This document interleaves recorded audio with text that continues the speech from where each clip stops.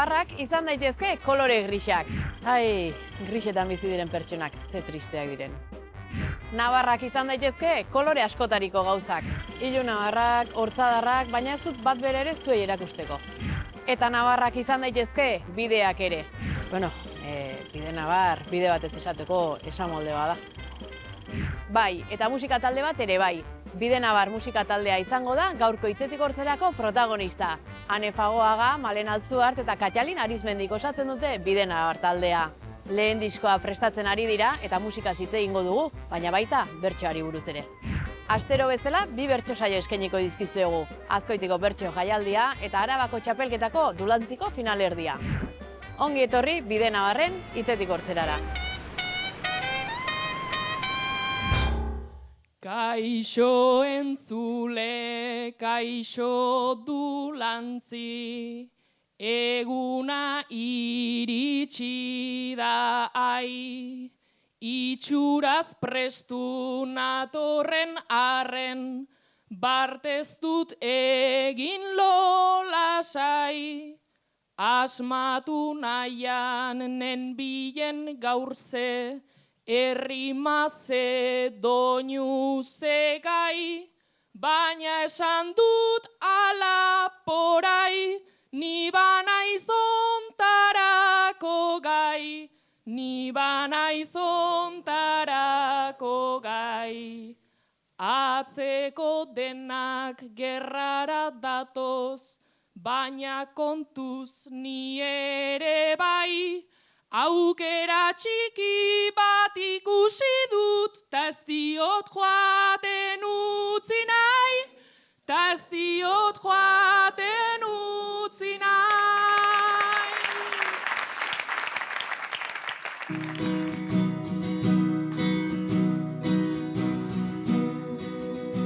Kantua eta kantatzea maite duten 3 lagun elkartu ziren duela 2 urte inguru baztanen. Taldea osatu, kontzertuak ematen hasi, kantuak sortzen segi eta lehen diskoak grabatzera doaz laster. Ane Fagoaga, Katalin Arizmendi eta Malen Altzuart dira 3 baztandarrak eta Bide navar euren taldea. Eta Bide navarrekin buru belarri dabiltzan arren, beti dabiltza bertsoaren bueltan. Eta gaur biei buruz solastuko gara Hitzetik Hortzeran, musikaz eta bertsoaz. Bide navar bizitzak ematen dituen aukerak baliatzea omen da. Zuek baliatzen dituzuen bizitzako aukerak? Nik uste dut talde gise, adibidez, sortu zaizkigun aukerak baliatu dugule. Eta bizien, nik uste dut aldundu gaituela talde hau izateak eta plazan sortu zaizkigun aukerak baliatu dugula eta horrez gain igual ez zerten ere ikasi dugule.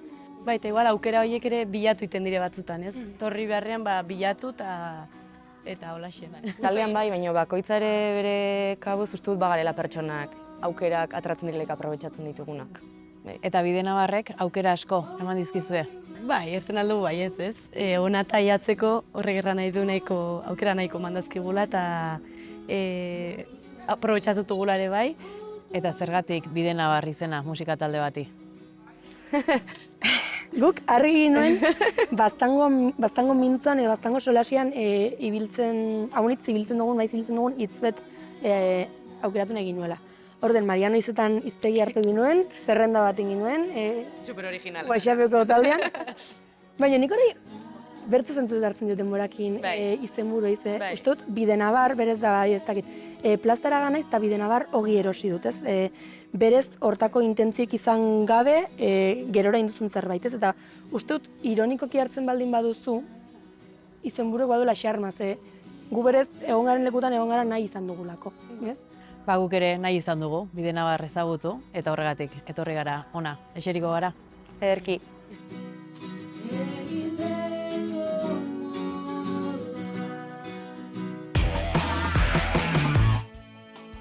Maile Agirrek irabazi zuen Arabako bertsolari txapelketako dulantziko finalerdia. Agirrek 380,5 puntu eskuratu zituen eta modu honetan martxoaren 28an Gasteizen egingo den finalerako txartela eskuratu du. Gainontzeko bertsolariek Aramaioko finalerdiko puntuazioren zain egon beharko dute ea sailkatu diren jakiteko. Lengusuak zarete. Aiton Amonen etzeko argazki albumean, ume baten argazkia agertzen da behin eta berriro. Zuk Mai, norden galdetu nahi diezu. Zuku nahiago duzu ez jakitea. Nola etxean egoten garen, sarritan gu aspertuak, gauza txikiak deskubritzera, dagoeneko ohituak. Ume bat dago argazkietan, denak eskutan hartuak, deskubritzeko ez aldira ba edukitzen sekretuak. Deskubritzeko ez aldira ba edukitzen sekretuak. Deskubritu nahi dituzu oiek, zaudelako aspertua, gerra garaian gure familia izan baitzen egurtua, izan liteke gazte eraila edo ume lapurtua. Eta nik ez dut amona ikusi nahi malkoetan urtua. Eta nik ez dut amona ikusi nahi malkoetan urtua.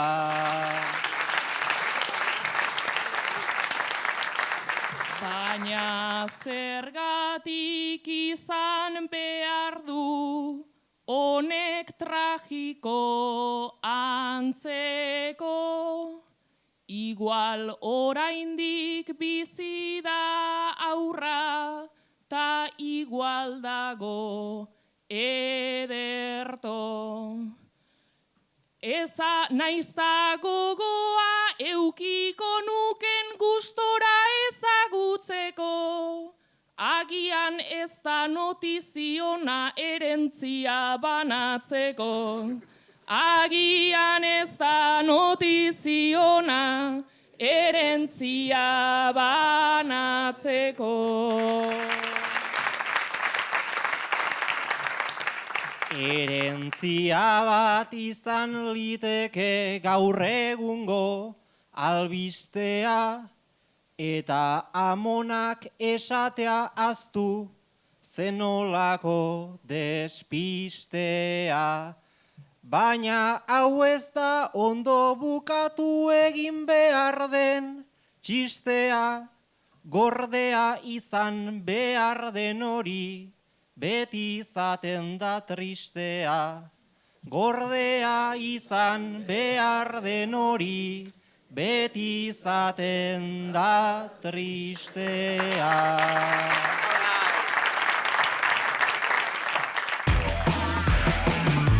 Naiz berdintasuna den berba dotorea. Sarri ez dugu lortzen guk hori ordea, berdinak izatea dugu orea, ta gizartearentzat da asko sobea. Zaintza lanetan dago desberdintasuna. Baina aldatzen doa eta posik laguna, aldatzen bai gabiltza gu gizontasuna, horrela eraikitzeko gaur etorkizuna.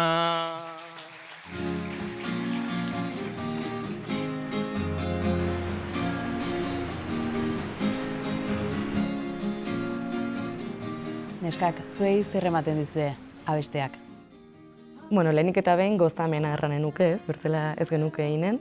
Hortik hasite, eta gero nik nire kasuan erranen nuke alde batetik ebaditzeko aukera, ebaditzeko momentu bat, eta aldi berean ere konektatzeko igual emozioekin, ez, beti jotzen dugu burura gauzak pentsatu eta kantatzean da pixket hoi askatzeko modu bat.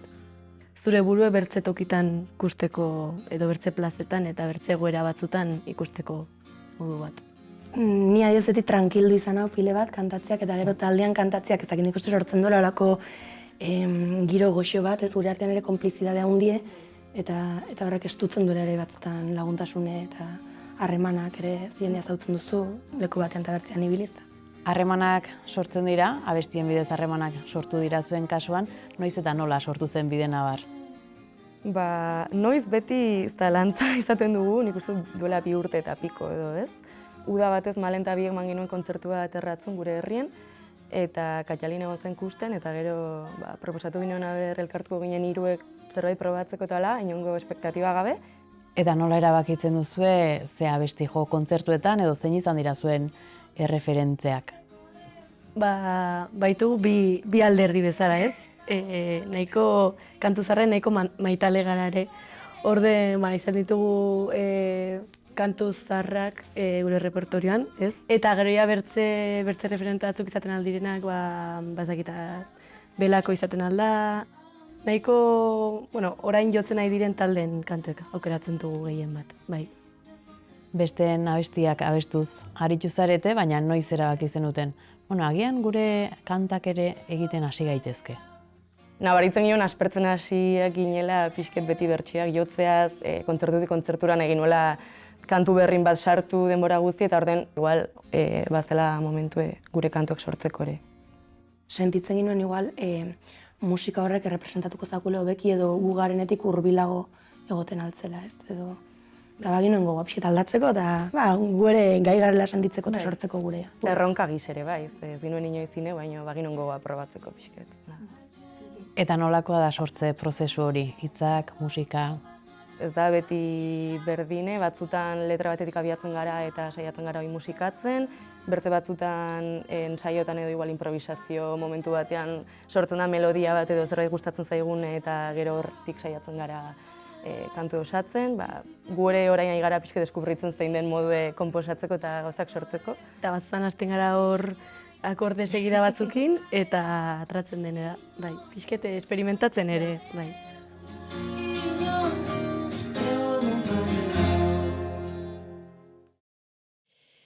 Unai, irakaslea eta Iñaki ikasle ohia zarete. Gaur Unai, urologoarenera joan zara. Eta Iñaki aurkitu duzu bertan praktikak egiten. Osasunean dauzkat 11 problema, tara sekulaukita ikasle txarrena. Eskatzen etzuena, sekula baimena, damutu beharko zait egindako dena, damutu beharko zait egindako dena.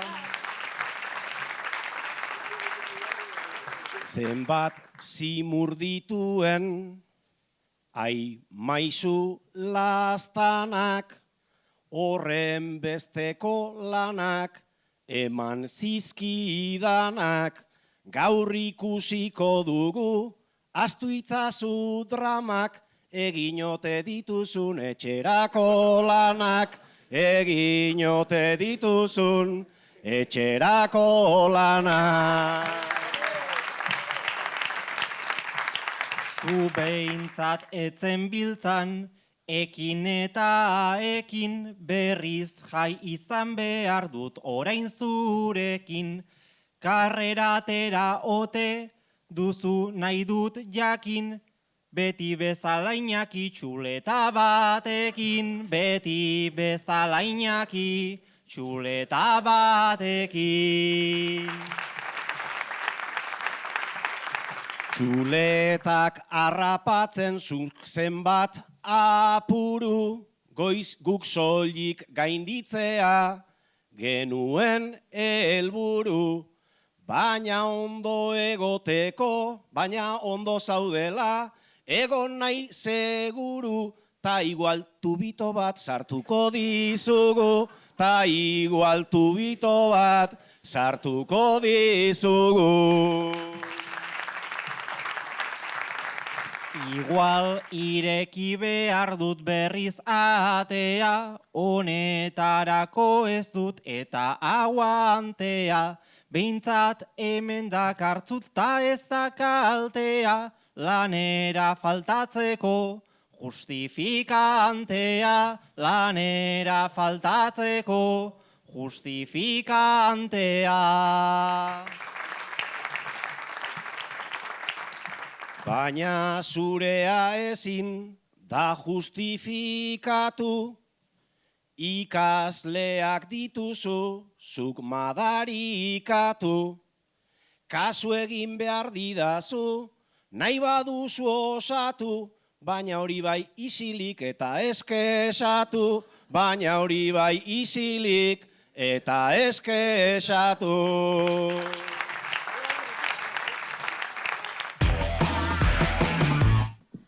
Zuek biok musika talde bateko kide izan zineten, eta orain dela 30 urte inguru eman zenuten azkenengo kontzertua. Maialen, azkenaldiko itzulerak ikusita, Igor berotuta dabil, eta bueltatzea proposatu dizue. Gauzak aldatu dira urte haietatik, eta umeak hazi gure doinutatik, zer pentsatzen zabiltzan Maialen badakit, jendeak eskatzen du ez da niregatik, jendeak eskatzen du ez da niregatik. Nik eske pankartarik ez dut bai ikusi, lehen dena jota txiki hautsi eta suntsi, oain krestarik ez dugu hileare gutxi, gure dekadentzia zertan erakutsi, gure dekadentzia zertan erakutsi. Beraz diozu ideia hau burutik kendu, dekadente xamarrak nola gaur gauden gu, baina gure tristura eta sufrimendu, ez da polita baina saldu egiten du, ez da polita baina saldu egiten du.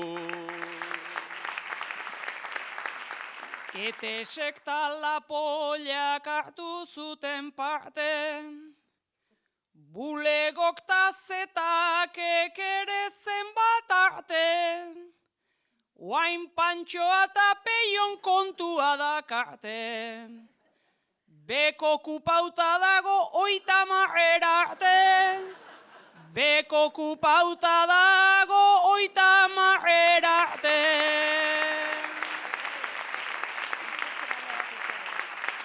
Baina jendeai eman alzaio plazer, eta geuretzat ere atera zeo zer, atzeta aurre zabiltzazu bazterrik bazter, baina poltsikoetan ez daukagu ezer, baina poltsikoetan ez daukagu ezer. Lana zertzan ez ginen ta garaiz jabetu, sistemak egin gaitu gudiru gabetu, oain artista prekario eta edadetu, Andonia berastu zan baino gu pobretu, Andonia berastu zan baino gu pobretu.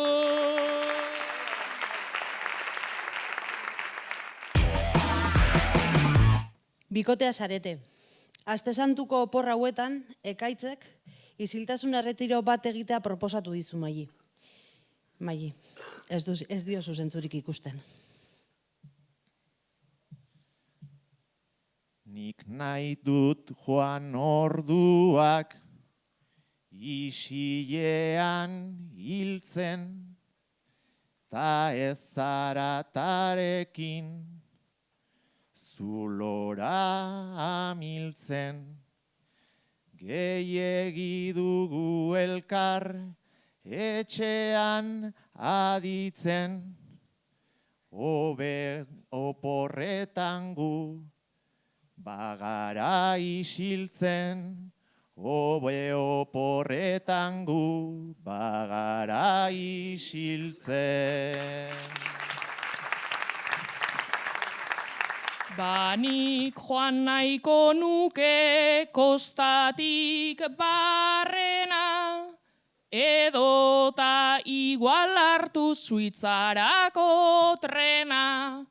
Retiroa nahi duzu, zelako problema, ekaitz zuzara hemen isiltzen ez dena, ekaitz zuzara hemen isiltzen ez dena.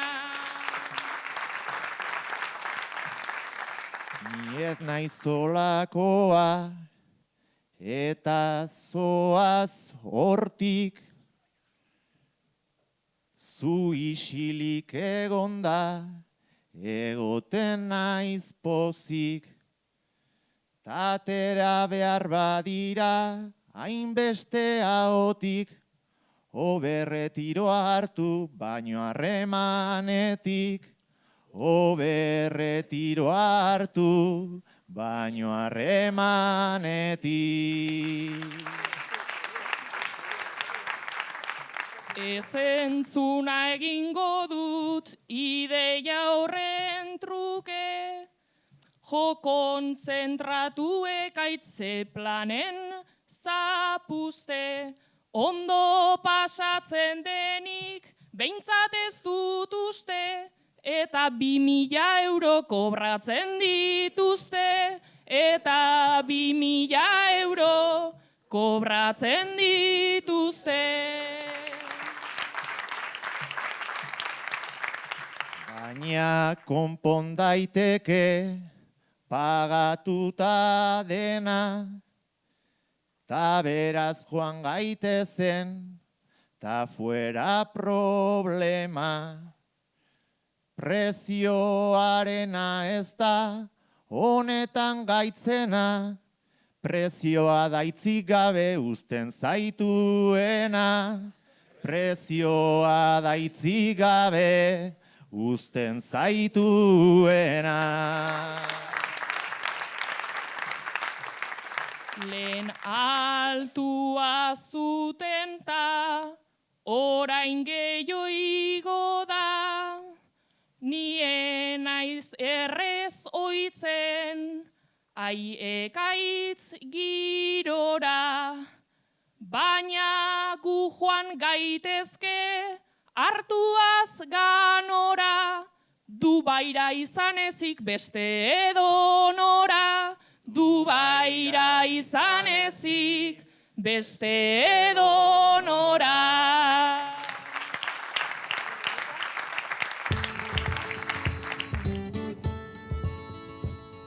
Laster, grabaketa estudioan sartuko zarete, nola dijoaz prestaketa lanak? Pixka lehenago aipatu duen esperimentazio hortatik, baina orain bai data batekin, ez? Eta uztaila erdialdia da gure data. Hau pixka da etxe baten eraikuntzan nola baten zaren maila aukeratzen, paretako kolore aukeratzen, eta, bueno, pues pixka toi ez, ze instrumento nahi dugu, ze gure zuzenekoan 3 gara, eta orden ez dugu nahi ere disko zuzeneko eta entzuten den disko horren arteko desberdintasun honitzik. Ba, pixkat oreka hortan eta zerbait berezi egiteko asmoakin ere bai. Eta zergatik dago debekatuta zuen kontzertuetan barkamena eskatzea. Afera da, hasierako igual ez dakit zenbat kontzertutan izan den, hasierako kontzertu guztitan, kaialenek ez, baina eta biek beti zerbaitengatik eskatzen ginen barkamena. Bueno, barkatu gaur ez dut ahotsik, barkatu bino dolotut eta orduen da. Eta egun batean horiten ez dakitze kontzertun ondotik zen kaialenek errentzakun. Galtzen dugu sinesgarritasun guztia barkamena eskatzen baldin badugu. Bale, ia. Gero, baztanen bada, haunitz ibiltzen den espresio bat edo lotxa gaizkiteko. Eta bizket, nik ez dut horreia saiatzen garela, gu kantatzek ez dien horik aldikiten orduen. Barkamena Ez dugu eskatuko? Horren atzean ere badago iruzurgilaren sindromea, zuek horri aurre nola egiten diozue? Beti beldurroiek eta uste dut neska gazte bezala ere holtzan zure toki harpatzea eta horreroso egotea batzutan soinu zailagoa dela. Eta guk ere ez ginoela sinesgarritasuna ematen gure buruei. Neri gehien lagundu nagoena nik uste dela azkenan hiruek elkarrekin sortu dugun horrek azkenan aldundu gaituela, neri indartu nau. Atratzen ginen honitzetan, pentsatzen gure bizitzako kontzertu eman barkin nuela, edo ez, beti izan behar da perfektua.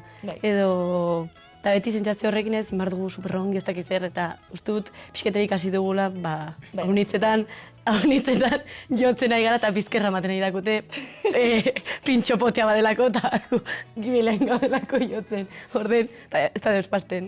Uste dut normalian ere publikoan onespena lortu dugule, edo jendeak errandakule gustatu zaiela, eta pixket horrek ere indartu gaituela. Eta ni pixket, hori da, menetako da sensazio gazi-goztua, zeren alde batetik arte duzu ze ongi gustatu zaie, zein bertze aldetik pentsatze izu eta inbertze gustatu izan ez balitzaienik sinestuko nuken nire buruen edo gai izango nintzateke berriz atratzeko, ez?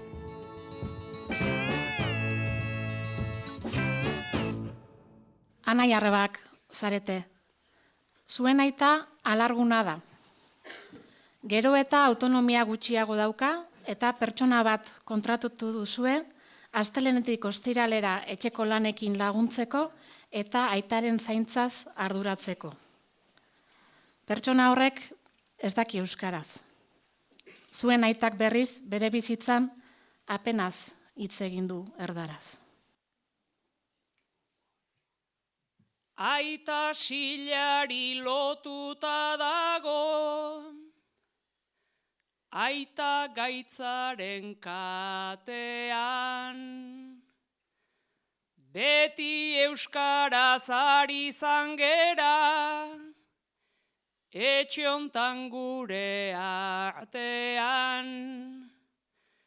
Gaur migratuek egiten dute, zaintza lana gizartean.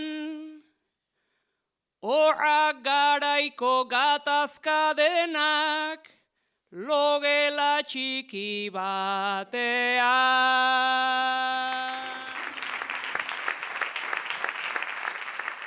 Guatemalatik etorri eta solek pasazun atea.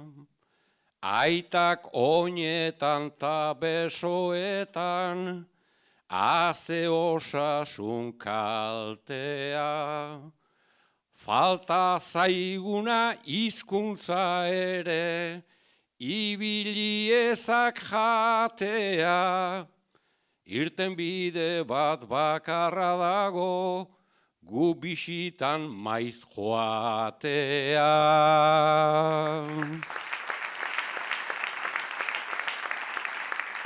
Baina zuktanik nola dauzkagun, horren beste lan sortako. Denbora gutxi izaten dugu, aitaren zaintza hortako. Ta horregatik kontratatzen da, zenbait andere olako. Guriaina kaso eiten badio, ez du asko importako.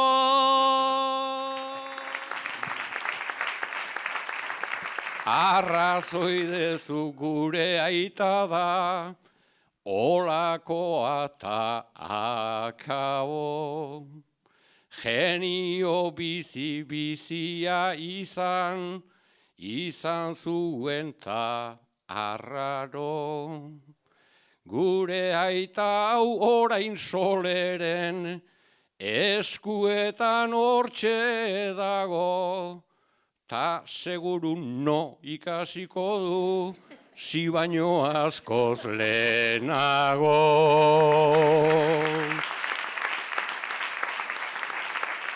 Ondo ordaindu behar diogu, asteak joan ainean.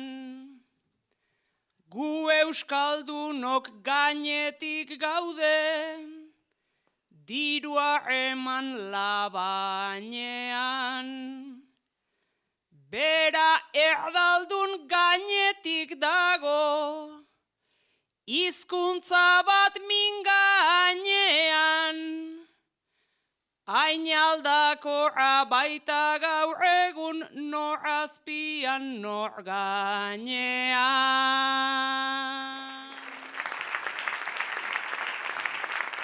Anai arrebak bigera eta elkar hartzeko sarri jai. Erabaki bat hartze orduan, maiz ez gera izaten gai. Orain soleren castellanoak, kezkatzen ote zaitu ai. Aztu altzaizu zarregoitzara, etzen dula eraman nahi.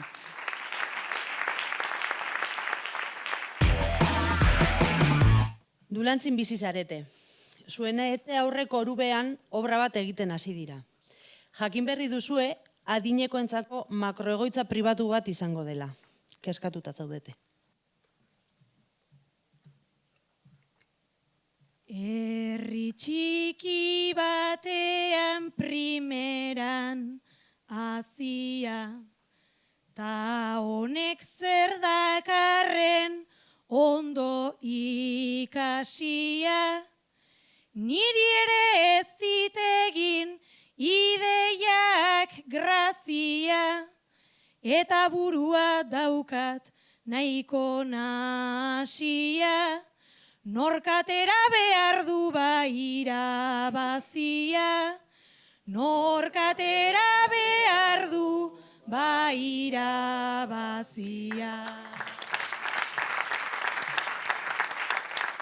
Proiektua bai baina zeinen izenean,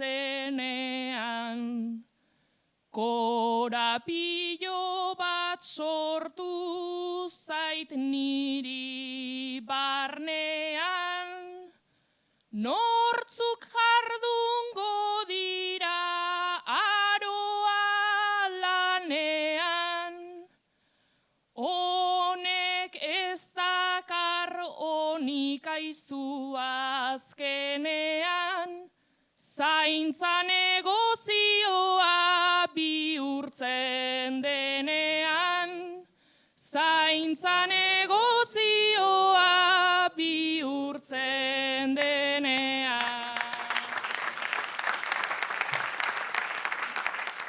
Bertan egongo dira hamaika behargin, ta gu ara begira aho bete agin.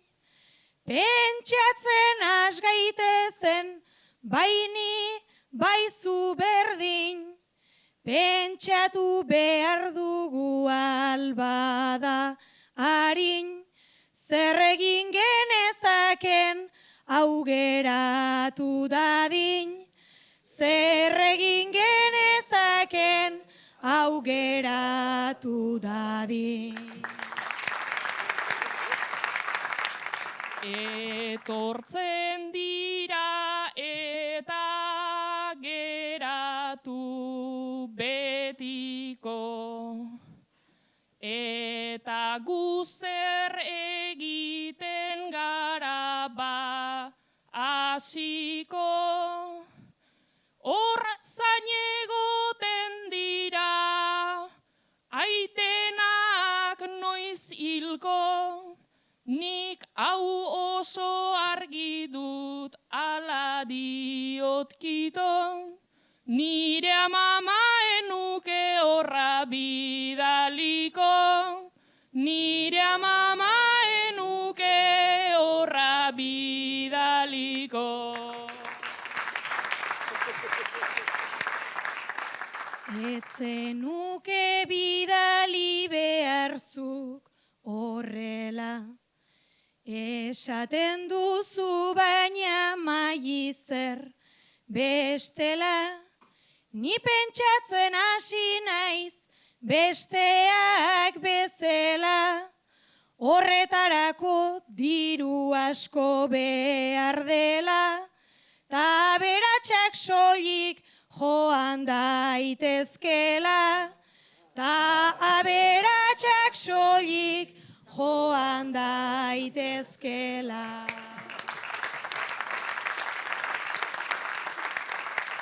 Eta dugu kontu bat, aroa iluna, diru gozea da hain gauza ezaguna, beraz abian jarri dezagun jarduna, behintzat bada gauza bat guk argi duguna, antolakuntza dela beti erantzuna, antolakuntza dela beti erantzuna.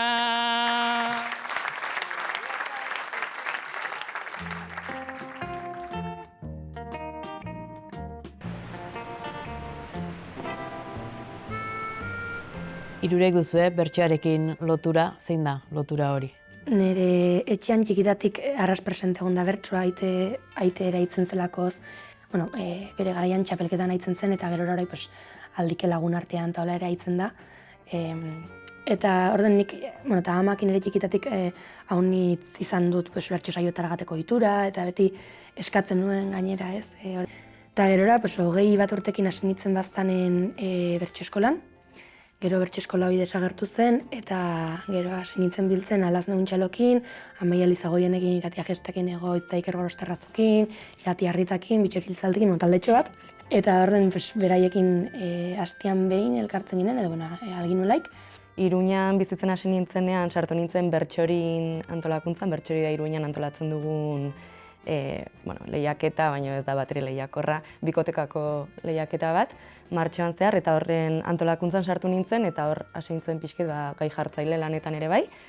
Eta gero, modu autogestionatuan antolatutako bertze saio batzutan igual ere gai jartzaile gise, eta bardotan ere azkenekotan parte hartu nuen hauen taldean gai jartzaile gise ere bai. Eta aurten, ikasturte honetan hasi naiz bertso eskolan baztanen, helduen bertso eskolan, Alazne Untxalokin. Nire bertso eskolan hasi naiz, Alazne Untxalokin ere, eta hoixen, bertzik gabe, handen urtean ere atragin nuen lagun bateketanik aurrendako liburu bet, eta hortan ere Alazne Untxalok, Malen Altzartek eta Amaia Lizagoienek parte hartu dut ere, eta sortu dituzte Ipuin Bakotxeko bertsoak, orain hasi naiz pixkat hortan murgiltzen. Eta zuei bertsoak eta bertsolaritzak zer ematen dizue? Neri batez ere harremanak. Nik adibidez Amaia Lizagoien zautu dut gehien bat bertsoai esker, eta orai lagun mine gara, Alazne Untxalokin eta Ikerrekin Egoitzekin denekin ere harremanak sortzeko aukera, eta ez dakit, leku berriek zautzeko aukera, bertsoak, bertze ikuspuntu batzuk zautzeko aukera. Nik gauza bera erranen nuk ere. Batez ere, egia da justo honi bai bertsori eta bai bardoak direla bertsoan aitzeko modu kolektibo bat eta antolatzekoa ere bai. Orden beti bat taldean gauzak antolatzea, gaiak ere taldean prestatzea eta bazkenean talde lanoi eta jendea zautzeko aukera. Bardoak aipatu dituzue, bertan parte hartutakoak zarete, bai Malen eta bai Ane. Zergatik dira garrantzitsuak horrelako ekimenak zuen ustez? Bardoak da taldekako txapelketa bat, eta taldean eta modu kolektiboan aitze hori importantea dela, ze haunitzen igual txapelketa da formatoa eta arras individuala eta lehiakorra, eta uste dutolako plazak eta espazioak egotea bertze modu batera holtzara agertzeko eta babes gehiagokin garrantzitsu dela batez ere igual jendean ibilbide hasieran eta Eta Malen zuri, senyora sariketa, esaten badizut, zer datorkizu burura? Urberitasun handie, ze nik arras gaizki partizan dut holtzara atra naizen aldi bakan horietan, baina egia da arras zaindu sentitzen naizela, uste dut kolektibo arras polite sortu ginuela, eta uste dut aldundu nagoela edo, bueno, ez dakit, antolatzailek ere une oro sinetsi dute haunitz gugan, eta ez dakit, igual ikusi dugu edo hartu gara jo gure uste baino, bueno, guk ere uste baino gaitasuna handiagoa dugule horregoteko, ez? Eta zilegitasun ere badugule, eta nik, bueno, arras horitzaten politu dut, bai. Hitzetik hortzeran, gonbidatu guztiei galdetzen diegu zein den beraien bertsoaldi kutxuna, zuena zein da? Hautatu dugu Miren Artetxek Euskal Herriko txapelketa nagusian Amurrioko saioan bota zuen bertsoaldia, bere ganbarako bakarkako lanean. Uste dut miresten dugu legonitz, Miren Artetxeko bertsolari gise. Pila gustatzen zaiku, eta orduan, nahiko argi izan ginoen bere bertsoaldi bat aukatuko ginuela, eta hori torretzitza dikun, eta... Ongi iruditzen bazaizue, hori xentzungo dugu. Gaur arte ez zara ausartu. Oraingoan erantzun egin duzu. Entzun dut eta inertziz ditut, nere begiak aparta, baina sakelan botilatxo bat, dut zianuroa dauka. Kafesne hartuta bota diot, likidoa tantaz-tanta, ari begira zeharka, nahi gabe baina dardarka, ta esan diot hortxe tostada, kafesnea eta marka. Ta pentsatu dut goza ezazu, azken gozaria data. Ta pentsatu dut goza ezazu, azken gozaria data.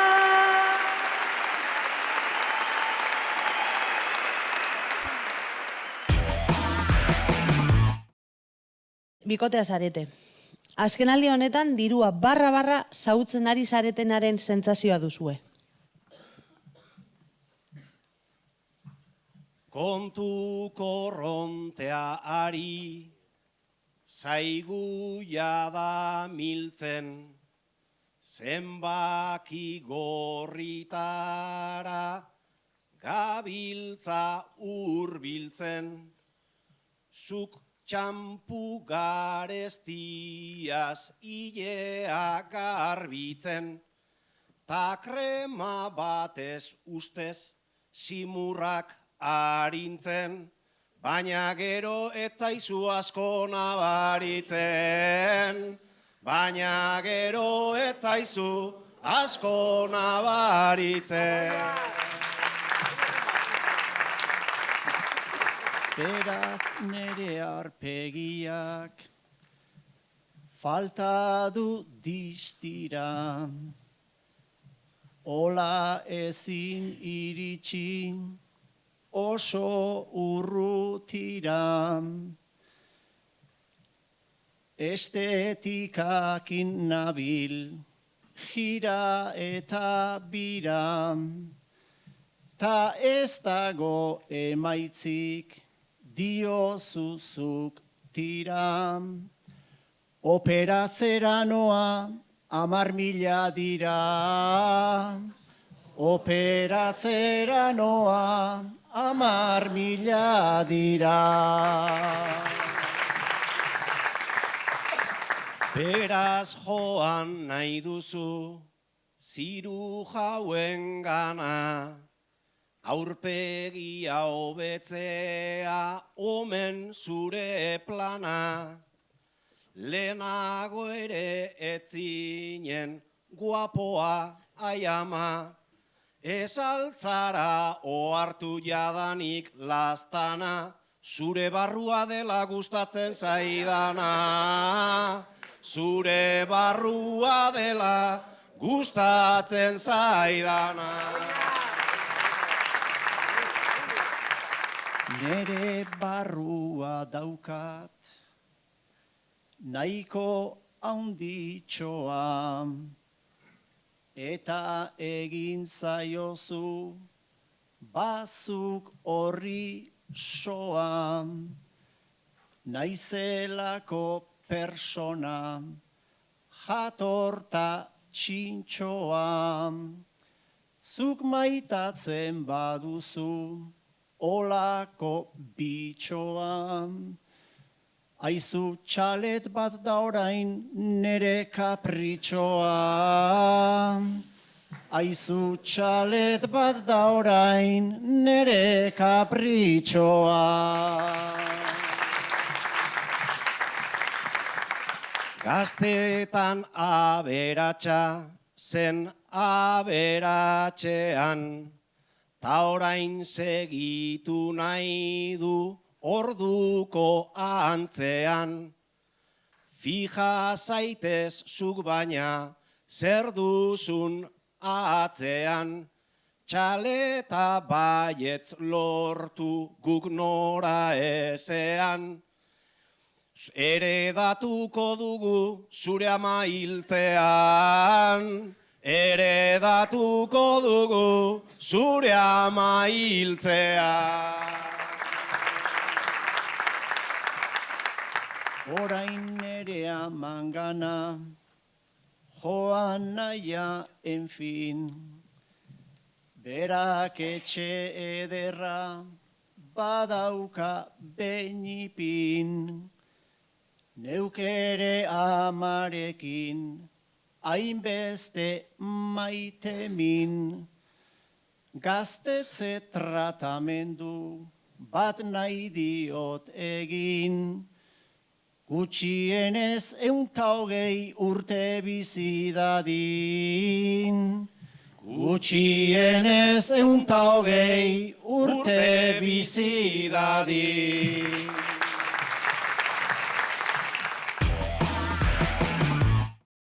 Jakingo duzuen moduan, Masixatzenek urtero geure gelatik liburu azoka antolatzen du, emakume idazleen liburu azoka, eta aurten ere martxoa amaieran antolatuko du. Bada, azoka horretan literatura lehiaketa bat izaten da, 2 minututan irakur daitezken testuak aurkeztu behar dituzte partaideek. Eneritz, zuk lan bat aurkeztu duzu, lehiaketa horretara, eta Maialen Epamaikideak susmo hartu dio ipuin hori adimen artifizialarekin egindakoa dela. Deskalifikatu egin nahi du ipuina.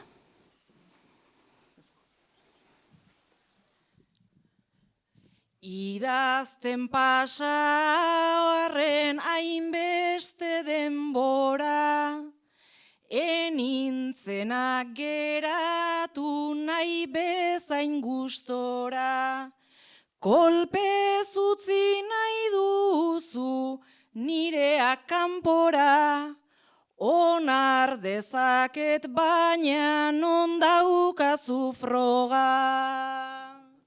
Froga beharrik ez da hain dago itxusi, bere lerrota kontu naif eta kursi. Alako ia txarrik ez nuen ikusi, bere akats ta fallo izketa ta guzi. Baina Maialen ez du ainakats larririk, berez borde xamarra naizela ikusirik, inoiz ez duzu jaso hainipuin kursirik, baina goxoa izaten ere badakit nik. Goxoa izaten jakinta izan azkarra, tekladuai galdetuz bengatirritarra. Iak egindula da nabarmen xamarra, ta egiten hasita gainera txatxarra. Alako txarra ez da titulu polita, duelako berez hor pentsatzen jarrita, ta bukaerarako nolako taktika, naita ipini diot Lujan Bioren zita. Lujan Bioren zita bat azken datuan, ta gainera negritan ia grabatuan. Baina askotiarek volumen altuan, ez dute ola idazten euskara batuan. Elu jarriztegia neure aleginez, ondo arakatu dut aldenak eginez, nork irabaziko dun nago jakin minez, hau baino bea izan dadila gutxinez. Ba azpeitiarren batek aukera beti du, intelektualak dira eta ni testigu. Ene egoskor honek orain bita iru, 2 minututa gehiago ja joan zaizkigu.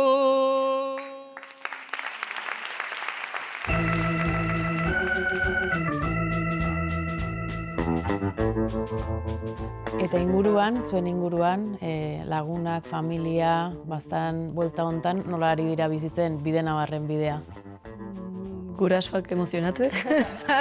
Ez, zerramar dugu. Fan handienak. Gure gurasoak izan dire gure lehenbiziko jarraitzaile sutsuek. Eta egia da bastango herriek behinpin bai arrason jartu dakutela, beti ditu dakutela jotzeko bestetan eta antolatutuzten gauzetan. Eta baitugu jarraitzaile sutsu batzuk ere inguruko lagun batzuk, eta kontzertu honetara segitu gaituztenak, orden horiei ere esker bereziek. Esan dugu, diskoa prestatzen ari zaretela, izenbururik badu lan horrek. Oinik ez dugu erabaki izenburua, zalantzan gaude, baina zerbait aurreratzeko erranen dugu 8 kanta izanen dituela diskak, eta, pixkat, gauza desberdinak. Eta kontzerturik baduzue epe motzean? Bat gelitzen zaigu diska itzineko denbora tarte honetan, zango dena Otxandion, aprilaren 18an, eta diskoa eta gero, bai hasiko garela ja kontzertu bira berexi bat iten, kontzertu bira bat iten. Ane, Kaialin eta Malen, eskerrik asko, hitzetik hortzerari tarte hau egiteagatik, eta Bidenabarren berri emango dugu hemendik aurrera ere. Esker mila zuei. Gaur entzun duzu, nien naiz matxista, ezta feminista ere.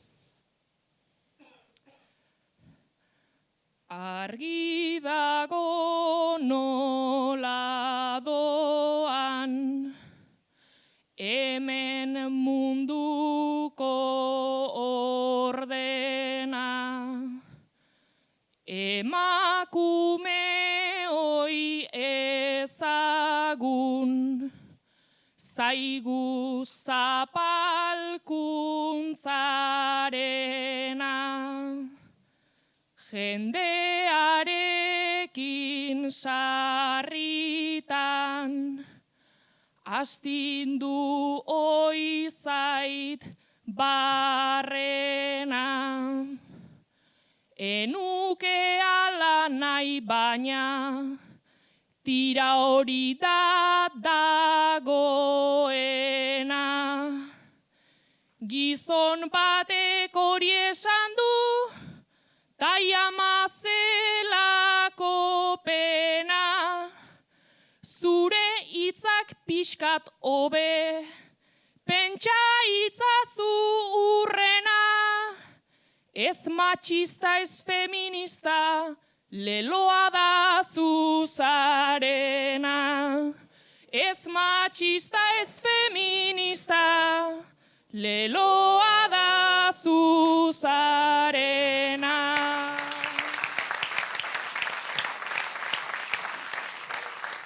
Eta gazi gozoa da, nire haoko zaporea.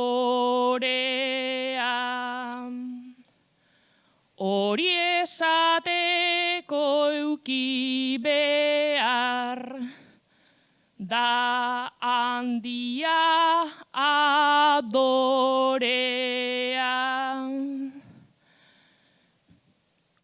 Gorria edo morea, hauta zazu kolorea.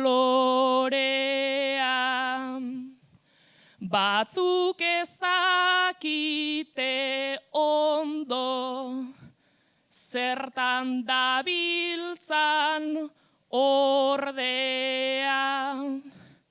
Esan dut borroka dela, gu denontzat orea.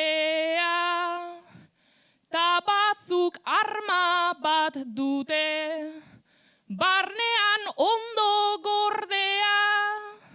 Zuritzeko erabiltzen baita sarritan morea. Zuritzeko erabiltzen baita sarritan morea.